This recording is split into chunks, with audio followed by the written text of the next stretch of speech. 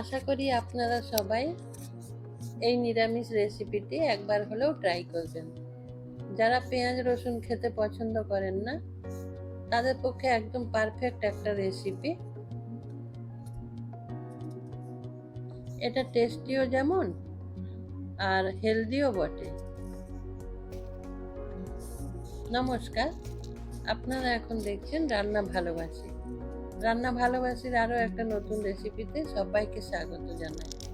আজ আমাদের রেসিপিতে থাকছে সয়াবিন পনিরের তরকারি। আসুন দেখে নেওয়া যাক। কড়াই বসিয়েছি, এখন কড়াইতে সাদা তেল দিয়ে দিতে হবে।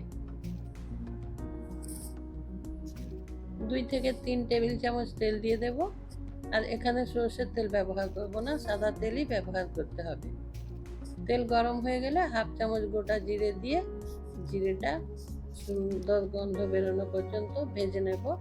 তারপর 1 চামচ আদা বাটা দিয়ে দেব আর কয়েকটা কাঁচা লঙ্কা কুচনো দিয়ে দেব।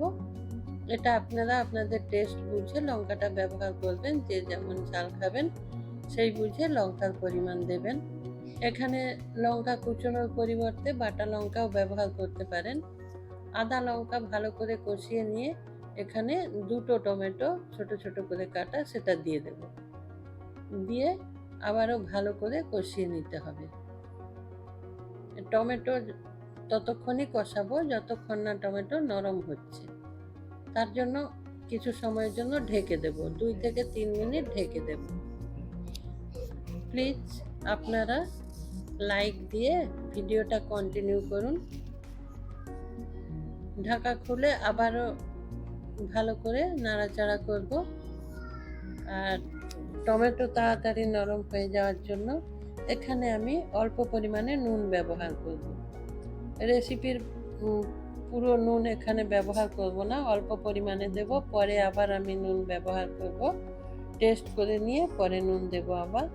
এখন অল্প পরিমাণে নুন দিয়ে দিলাম, দিয়ে আবারও টমেটো ভালো করে কষিয়ে নেব। টমেটো নরম হয়ে যাওয়ার পর আমি বাকি উপকরণগুলো মিশিয়ে দেব। এখন আমি এখানে 3 চামচ বেসন ব্যবহার করব। 3 চামচ বেসন এইভাবে টমেটোর ওপর থেকে দিয়ে দেব, দিয়ে সেটা খুব ভালো করে টমেটোর সাথে মিশিয়ে নিতে হবে।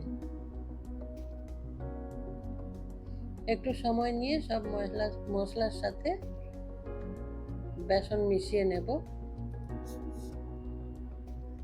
এখানে অল্প একটু জল দিয়ে দেব, জল দিয়ে ভালো করে এইভাবে মিশিয়ে নেবেন। এই বেসনের একটা কাঁচা গন্ধ থাকে, সেই জন্য এটা বেশ কিছুটা সময় নিয়ে কষিয়ে নিতে হবে। এই সময় গ্যাসের ফ্লেম লো থেকে মিডিয়ামে রেখে দেবেন, বেশি হাই ফ্লেমে রাখবেন না, তাতে মশলা পুড়ে যাবে। এইভাবে ধীরে ধীরে কষিয়ে নিতে হবে। 2 মিনিটের জন্য ঢেকে দিলাম। তারপর ঢাকা খুলে আবারও একটু নাড়াচাড়া করব।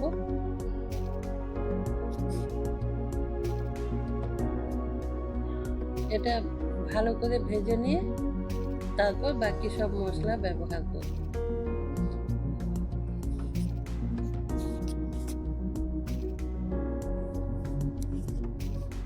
আবারও একটু জল দিয়ে দিচ্ছি। জল দিয়ে তারপর আমি বাকি মশলাগুলো ব্যবহার করব। মশলাটা কষানো হতে থাক, ততক্ষণ চলুন আপনারা আমার চ্যানেলটা সাবস্ক্রাইব করে ডান দিকে থাকা বেল আইকনটা প্রেস করে দিন, তাতে আমার রান্নার সমস্ত নোটিফিকেশন আপনারা পেয়ে যাবেন। আর আমিও খুব উৎসাহ পাবো রান্না করার। ধনে গুঁড়ো 1 চামচ দিলাম, জিরে গুঁড়ো 1/2 চামচ, ছোট চামচের 1 চামচ হলুদ গুঁড়ো দিলাম, আর লাল লঙ্কার গুঁড়ো 1 চামচ দিলাম।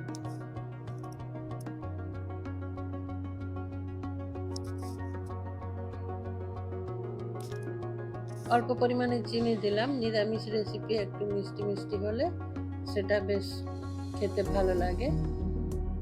আপনারা যদি মিষ্টিটা ব্যবহার করতে না চান তাহলে এটা স্কিপ করতে পারেন। তারপর সব মশলা একসাথে খুব ভালো করে এখানে কষিয়ে নিতে হবে। এখানে মশলা যত ভালোভাবে কষিয়ে নেবেন রেসিপির টেস্ট তত বেশি ভালো হবে। এই যে কড়াই থেকে মশলা ছেড়ে গেছে, মশলা প্রায় কষানো হয়ে গেছে।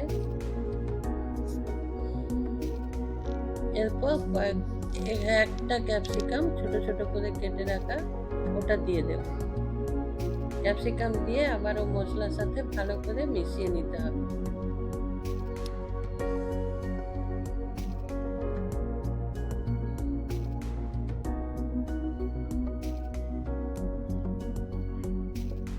যদি আমার রেসিপি ভালো লাগে কমেন্ট করে আমাকে জানাবেন। এখন ভিজিয়ে রাখা সয়াবিন গরম জলে ভিজিয়ে রেখেছিলাম, ওটা নরম হয়ে গেছে। তারপর জল থেকে ছেঁকে তুলে রেখেছিলাম, ওটা দিয়ে দিলাম। এটা আপনারা সেদ্ধ করে নিতে পারেন জলে দিয়ে, যেইভাবে সেদ্ধ করা হয় সয়াবিনের অন্যান্য রেসিপিতে সেইভাবে সেদ্ধ করে নেবেন। আজকে আমি গরম জলে দিয়ে ভিজিয়ে রেখেছিলাম কিছুক্ষণ, তাতেই ওগুলো নরম হয়ে গেছে। তারপর ওটা ব্যবহার করলাম। ওটা ভালো করে মিশিয়ে নেব। ভালো করে মিশিয়ে নেওয়ার পর এখানে পরিমাণ মতো জল দিয়ে দেব। জলটা আপনারা সেই পরিমাণে দেবেন যেরকম পরিমাণে আপনারা গ্রেভি পছন্দ করবেন। এখানে আমি খুব বেশি গ্রেভি রাখবো না, সেই জন্য সেই রকম পরিমাণেই আমি জল ব্যবহার করব। জল দিয়ে দিলাম। এখানে আমি নর্মাল টেম্পারেচারের জল ব্যবহার করেছি, আপনারা চাইলে ঈষৎ উষ্ণ জলও ব্যবহার করতে পারেন। জল দিয়ে সব কিছু ভালো করে মিশিয়ে নিতে হবে। এখানে আরো একটু জল ব্যবহার করব।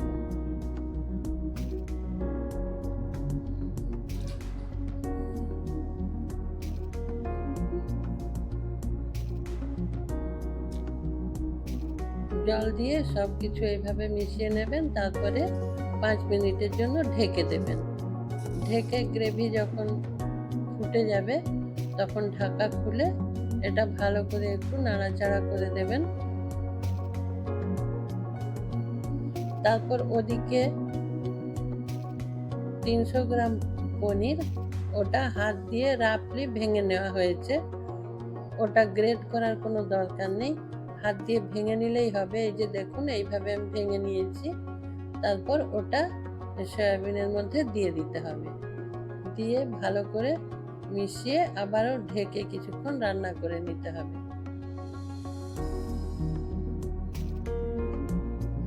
আপনারা কমেন্ট করে জানাবেন আমার রেসিপিটা কেমন লাগলো, আর আপনাদের বন্ধুদের সাথে শেয়ার করবেন, তাতে সবাই এই রেসিপি দেখার সুযোগ পাবে। পনিরগুলো দিয়ে এই বড় বড় টুকরোগুলো একটু খুন্তি দিয়ে ভেঙে দেবেন, দিয়ে এইভাবে ভালো করে মিশিয়ে নেবেন। মিশিয়ে নিয়ে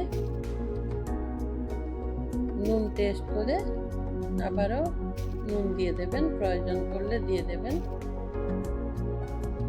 দিয়ে আবার নুনটা ভালো করে মিশিয়ে নেবেন।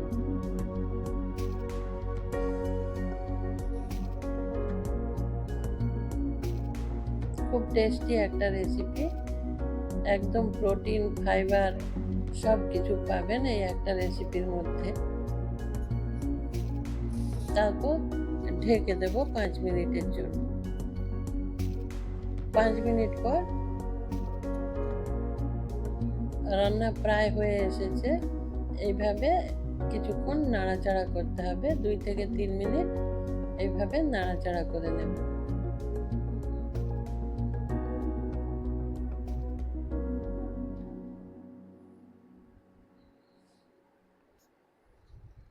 খুব সুন্দর একটা টেস্টি রেসিপি। রান্না প্রায় কমপ্লিট হয়ে গেছে। এখানে হাফ চামচ গরম মশলা ব্যবহার করলাম। গরম মশলার সাথে ভালো করে এটা আবার মিশিয়ে নেব। এই যে দেখুন রান্না কমপ্লিট হয়ে গেছে। এখানে আপনারা চাইলে ধনেপাতা ব্যবহার করতে পারেন, আজ আমি ধনেপাতার ব্যবহার করলাম না। আমার যে সমস্ত বন্ধুরা আমার সঙ্গে থেকে এতক্ষণ আমার ভিডিওটা উপভোগ করছেন, তাদের সবাইকে আমার অসংখ্য অসংখ্য ধন্যবাদ।